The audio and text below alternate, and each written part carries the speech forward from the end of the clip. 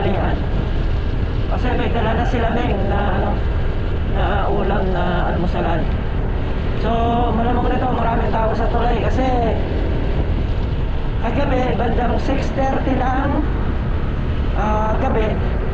So bago tayo dumaan dito kagabi ng alas 7, meron tumalon isang batang babae dito sa may tulay. So hanggang ngayon hindi ko alam kung nakikita na. Talagang ano siya, nakapatay. Siguro problema, hindi nakayanan. Ayun, ewan ko lang kung nakita na. Ayan o, ay, sabi ko na maraming tao. Kasi napakadilim kagabi rito, talagang hindi makita.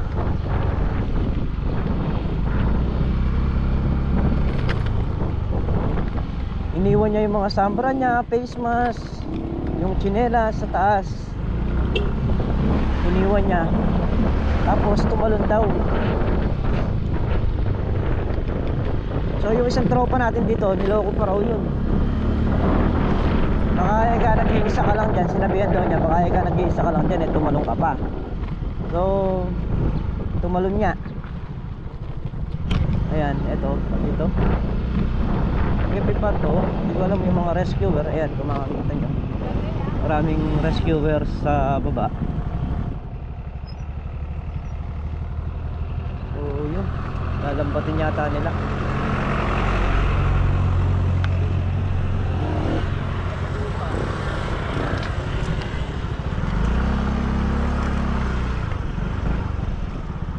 Hindi pa nakita.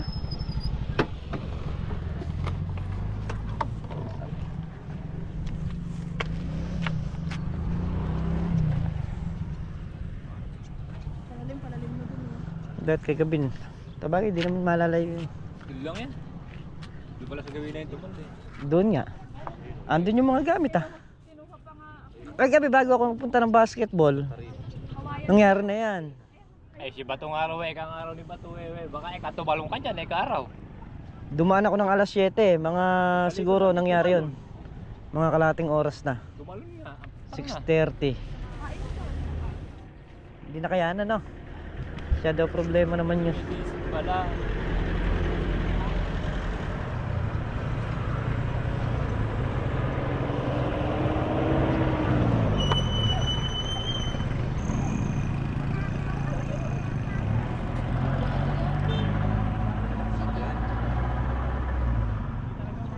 May mga kanya.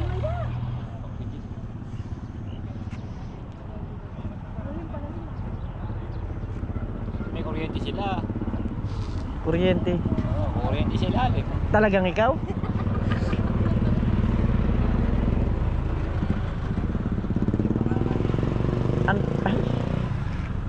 Ang tanong, may kasiguraduhan kayong tumalon?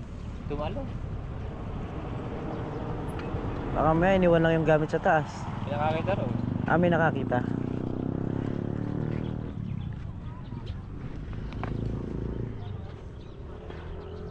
Ilaw ginigin. Tutulungan mo? Huwag na, kayang-kaya na nila yan.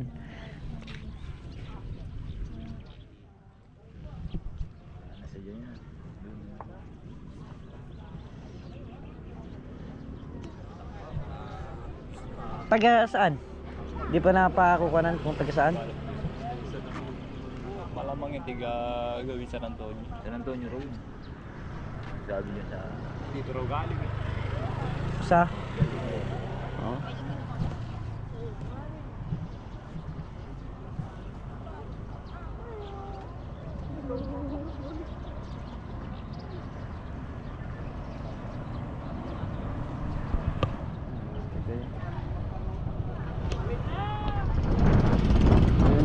Tao.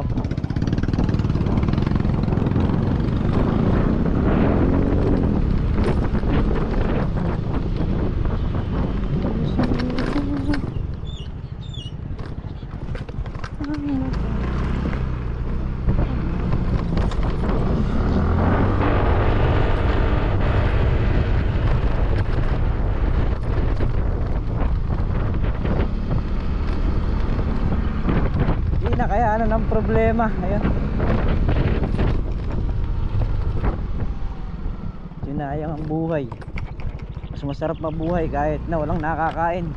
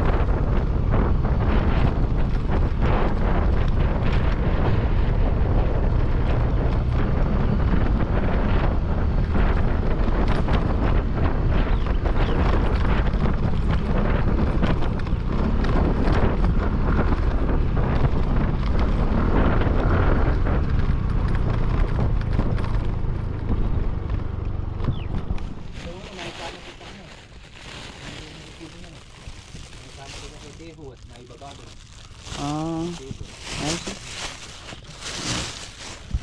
So ito mga katrops yung ating buto. Ha? Pero umabot daw ng 506. 500 na nakalagay yun.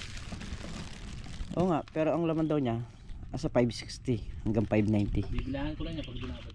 Oo. So ayan yung buto natin mga katrops. Bali mahigit 1 lata to ang laman dun sa binibili natin. Ayan.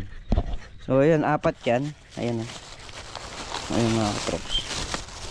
Kaya lang ibang klase yung pagpapatubo naman ito. Mas mabilisan. Ayan, tingnan ko muna yung aking alaga nga pala. Naalala ko. Huwag muna ibababad yan. Magpapaantabay tayo. Dahil malamig. Sabihin mo tayo, ito lang bababad. Ay, si Ampon. Saan kaya nanganak?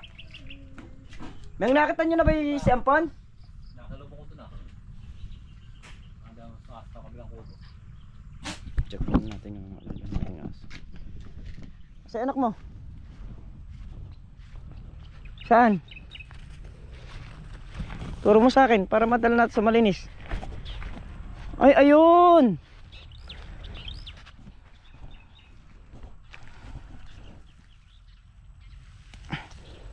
Aray, ito mga katraps oh. Oh, 3 yung naging anak niya. Hindi siya nanganak doon sa kubo ron, dito siya nanganak. Dadal natin doon sa kubo na. Oh, sige na. Oh, sige. Ito mga katraps oh. 2 itim, 1 puti. Ayan. Ito na ito isa. Ay, naka. Tara doon. Tara na doon. Oh, sige.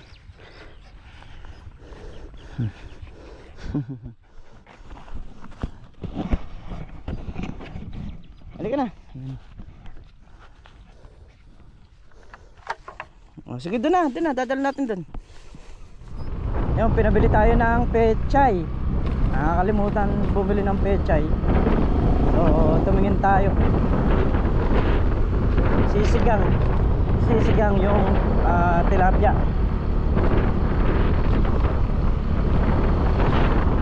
Wala, hanggang ngayon talagang di pa rin nakikita yung batang tumalon.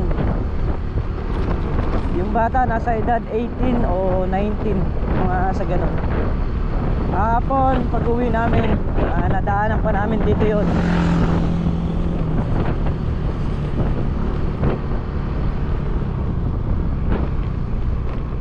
Napuno na ng tao ang tulay, pero wala pa rin nakikitang bata.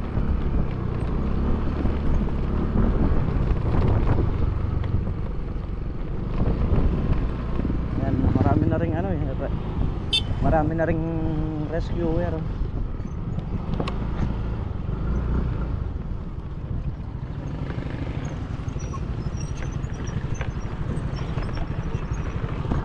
So yan mga katraps, kahit po tayo. So yan, tapos na yung mga lifeguard. Nakita na yung nawawalang batang babae.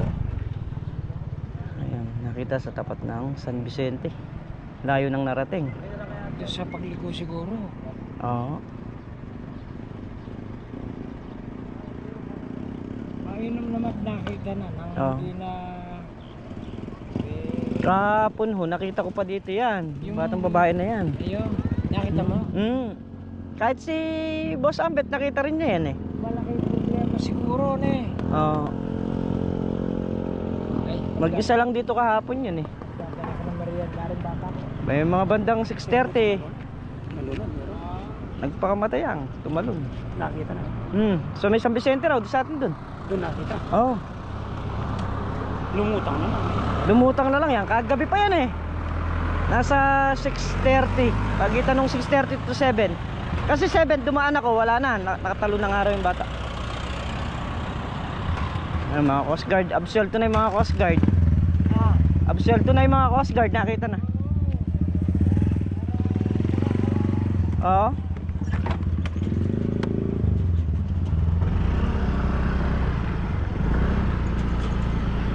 Bili muna tayong gas.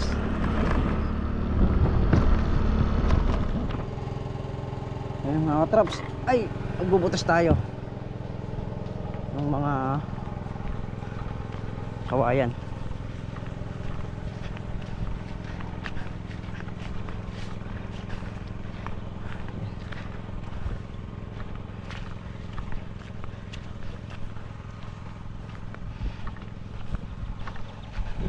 Tayo.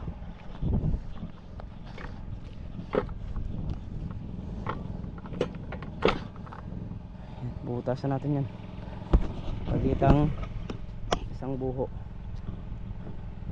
Kailangan natin butasan kasi maglalagay tayo ng sergahan dito sa loob.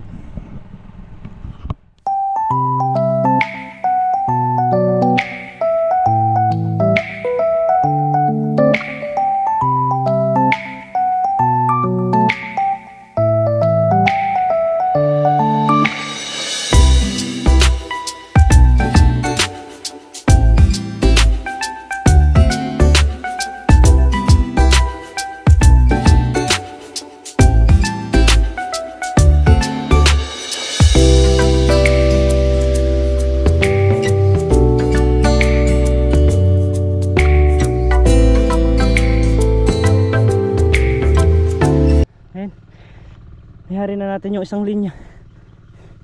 Ngayon dito naman sa gilid yung papaganon. Dito naman tayo maglalagay ng kawayan. Pag napaikutan ko na ng kawayan to, pwede nang itusok ko yung mga sergahan at pwede nang ikadkad yung mga buho, tapos alambre na.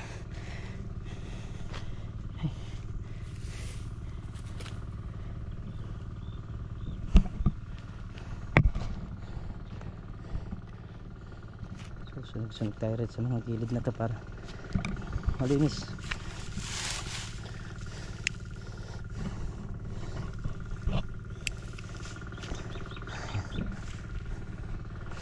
Kakarga muna tayo ng gas. Yan yung binili natin gas, dito natin gagamitin sa pagbabaon ng mga kawayan.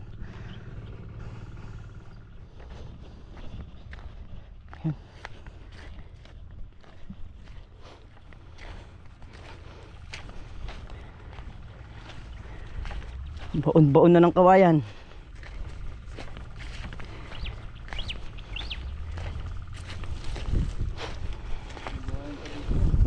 Saan?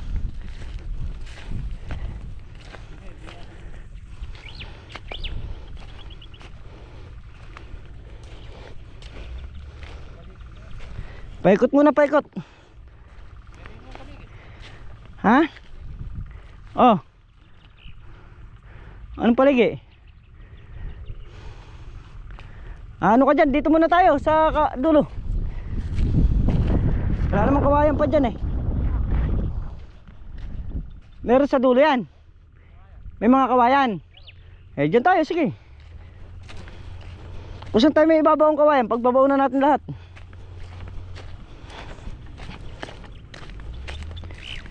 Dito kami sa dulo. Sa gilid. Paano mo nasa kabila? Ayun yung puno rin sa kabila na yun. Ito. Ito. Ha? Sulpakan mo na. Magbabara lang yung butas na yan. Sige na. Hindi, kukunin ko yan doon. Meron pang isang puno doon sa tabing kubo. Salpak mo na nga dito yan. Para hindi na magbara. Puno yan. Puno. Oh. Tingnan mo nga. Oh. Kako magbabara kasi butas yun. Doble trabaho, no? Okay ka magbara na.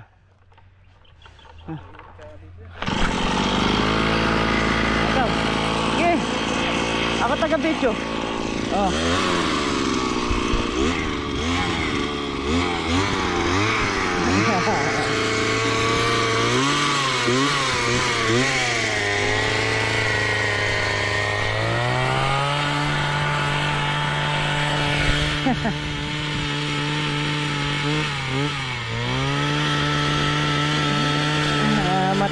matagal.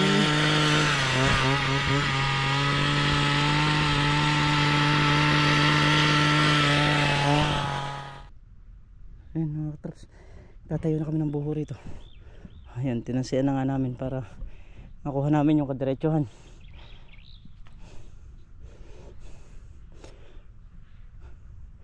Yung mga kawain doon sa gilid, naibaw na namin. So ang kulang na lang yan sa may kabilang gilid doon.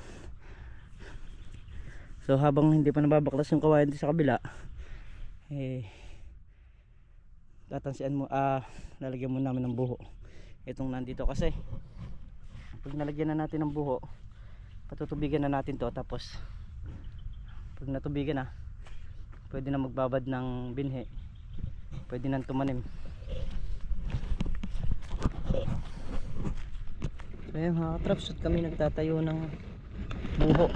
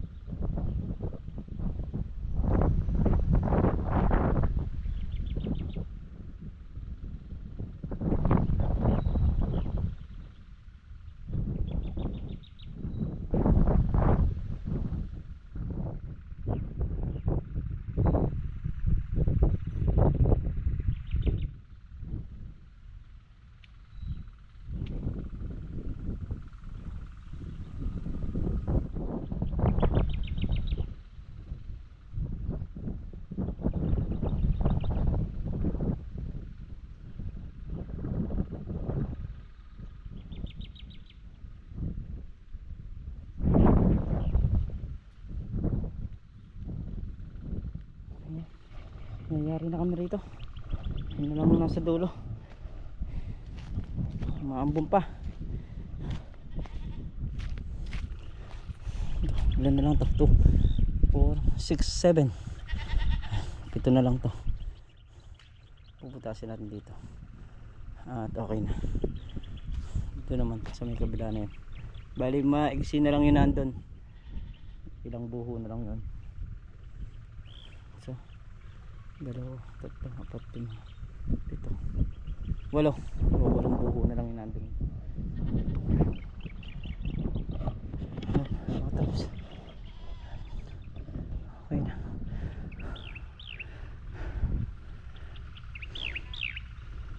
Okay na.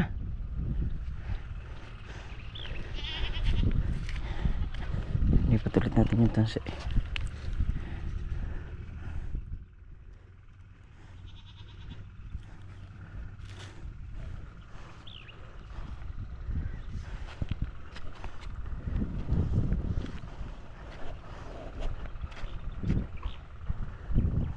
Tali mo na riyan, pre.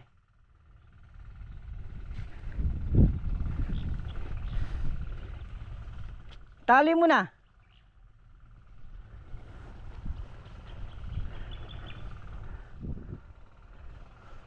Maliit ang buo na to.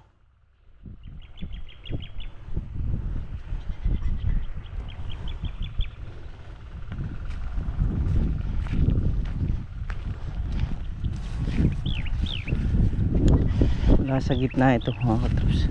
Yan ito sentro eh.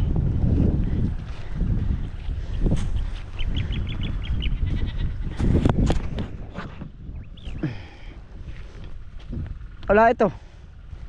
Dito mo. Ay, dito ka magpunta. Dito. Ha? Hindi mo pwedeng kunin dyan. Diretso mo na rito. Dito. Dito na dito. Ere pa lang yung kadiretso, no? Nakatali na ba rin yan? Ito, dali mo to. Ha?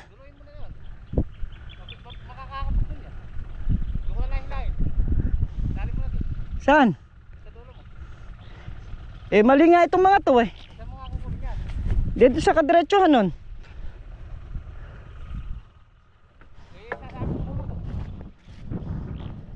Sige, sabit mo na yan. Ay.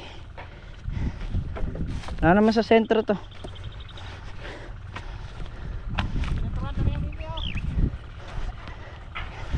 Oh, sige. Ay, hindi mo pwede sentran niya, pre. Eh, yung kawayan dun. Oh, ano ba to? Oh, sige. Sige.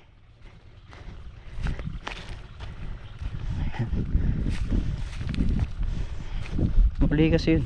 Bumaluktot na rin eh.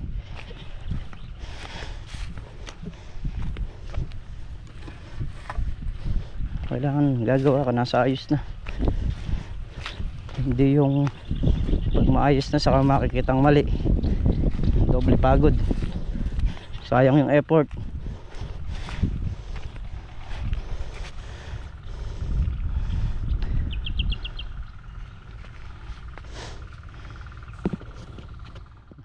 Tali ko lang para mahida natin dito. Dobos sa kaya. So yun mga katrops, bali nakakuha na ako ng gamot, nakabili na rin tayo. Sa bukod ko na lang ipapakita. So tatanggalan ko na rin ng balot. Ayan. Ito, mga gamot natin. Kasi mas maganda na yung tayo lang yung nakakaalam ng gamot. Siyempre, ito yung isa sa kaalaman natin. Kaya kung isi-share pa natin, wala na. So sa mga gusto namang malaman kung ano po yung mga ginagamit namin gamot sa kalamansi, mag-PM lang po kayo. Pagka talagang gusto nyo pong matuto, sabihin ko po sa inyo kung ano man po yung kaya po kung may sakit yung kalamansi nyo, picturean nyo, napata natin ng gamot para po matulungan ko rin kayo. Yan. So muli mga katraps, maraming salamat po sa inyong lahat sa suporta nyo, sa pagtitiwala ninyo sa amin. Ayan, ingat po kayo palagi mga katraps, saan man po kayo naroon. Bawi po sa lahat.